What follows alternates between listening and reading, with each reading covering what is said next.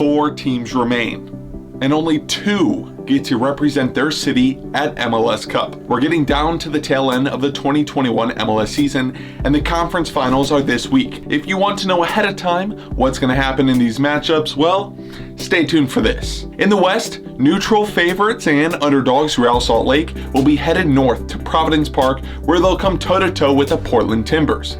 And on the other side of the country, the Philadelphia Union welcome New York City FC to Subaru Park. Let's break this down. Real Salt Lake really flipped the script on everyone in their conference semifinal game against SKC. From battling Seattle with 0 shots in 120 minutes, RSL came out ready to fight in Kansas City. And this time they weren't on the back foot. Even after going down to a penalty in the 24th minute, RSL remained the better team overall. 11 shots, 5 on target, and a goal in stoppage time made the unbelievable, well, believable. For Portland, they also found themselves on the road at first seed Colorado for a Thanksgiving Day matchup. They were able to brave off a packed Dick's Sporting Goods Park crowd of 17,000 and, like RSL, grabbed a stoppage time winner. Now, both these teams come up against each other for the 4th time this year, which may be a little scary for RSL fans. The 3 previous times these teams matched up, Portland won each one and they outscored Salt Lake 12-4. But in this matchup, there's going to be some changes personnel-wise. Portland are going to be missing 2 of their key guys in Darian Asprilla and Sebastian Blanco, both of which have been in form over the past month. Blanco has been struggling with injuries for the past year, suffering an ACL injury that took him out of the whole 2020 season, and this year he's been getting back to his best. We saw him holding his back after his 2-goal performance in round 1 of the playoffs, and in their last game, he went down early into the second half with what looks to be a serious hamstring injury. In Asprilla's case, well, he's missing because of a brain fart he had in the final minutes against Colorado. Although in my opinion this wasn't a serious case, Asprilla picked up a straight red for violent conduct after making contact with a Colorado's player's face. While Portland gets weaker, RSL, they're getting stronger. The day before RSL's first playoff game, it was announced that Captain Albert Rusnak tested positive for COVID. That took him out of Salt Lake's first 2 games, but he's supposed to be available for this conference final. Who knows what his physical condition is like after this extended break, but what we do know is that he was effective in the regular season. Rusnak has 22 goal contributions this year, and he's played an important part in this club's late season playoff push.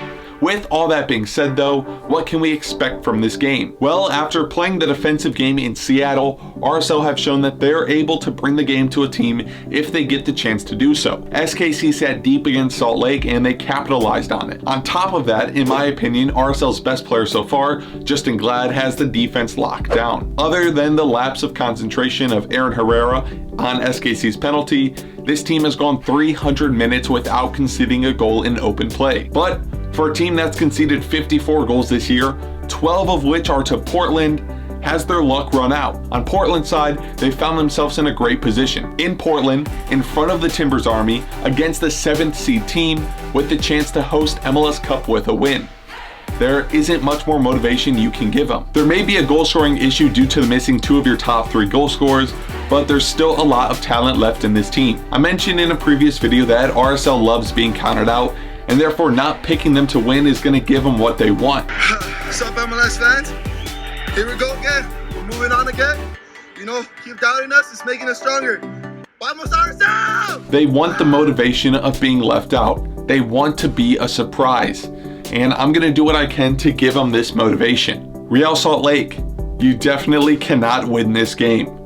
You have absolutely no chance. I definitely do not want to see you in the final, and that's why I'm going to pick Portland to win 2-0. Over to the east, we have the Philadelphia Union hosting New York City in both of these teams' first ever conference final. We'll start with the Union. After clawing their way through the New York Red Bulls in a rather unpleasant match, they found themselves up against Nashville SC and MVP candidate Hani Mukhtar. After a tight first half, they went into the break level at 1-1, and it stayed that way all the way to the end of the 120 minutes. Then penalties came, and Andre Blake stepped up, as well as a few Nashville players with some absolutely horrific efforts. For New York City, they're coming off a win at Gillette Stadium where they knocked out the record-setting New England Revolution team, which may have been a surprise for many, but not me. Both teams exchanged blows, and then it went to penalties where once again we had a keeper step up big, this time in Sean Johnson. The big news though is that Tati Castellanos, the Golden Boot winner, picked up a red card after receiving his second yellow and will be out for this massive game in Philly. This will have huge ramifications for NYC because other than Castellanos, who has 21 goals to his name, the next closest guy has 9 and he doesn't even play up top. This begs the question, will this missing firepower cost NYCFC the chance to get to their first ever MLS Cup? While we're looking at attacks though, let's also check in at the Union, where they would probably agree this isn't their strong suit this year. Philadelphia has the lowest number of goals out of the final 4 teams left in the competition. And so far in the postseason, they've gone to penalties once, and the other match was only seconds away from it. So judging by all that, we may be looking at a tight, low-scoring game. Another important thing to mention is that yes, both of these teams have top goalkeepers, and both teams rank in the top 6 in least number of goals conceded. For Philadelphia, they will also be happy to be back at Subaru Park, a place where they have 13 wins and 3 losses all year. This feels like a redemption season for the Union's postseason run in 2020. After securing the Supporter Shield, Philly lost their first game in the 2020 playoffs, and now they find themselves a game away from the final. And I'm sure Aronson and McKenzie are watching from Europe, wishing that this team goes all the way. New York City, they have had playoff runs before, but nothing as deep as this year. They missed out on the trophy when they had the likes of David Villa leading their lines, and I'm sure they're going to want this as much as Philly do. I haven't been inspired from watching the Union in their last few games, and I don't think many others have either. They've missed huge chances and put themselves into tough positions against the Red Bulls and Nashville. For NYCFC, you may not be surprised if you've watched my other videos, but I really enjoy watching them this year. With Tati up top and a resurgence of Maxi Morales over the last 2 games, they always look dangerous on the attack. Obviously, no Castellanos will affect them in this game, but they still have dangerous options in the midfield and on the wings. Overall, we're looking at an exciting matchup of 2 defensively strong teams that will do anything to reach their first final and get a chance to add the star above their badge. For me, I think the winner has to be New York City, but the Sons of Ben will definitely have differing thoughts.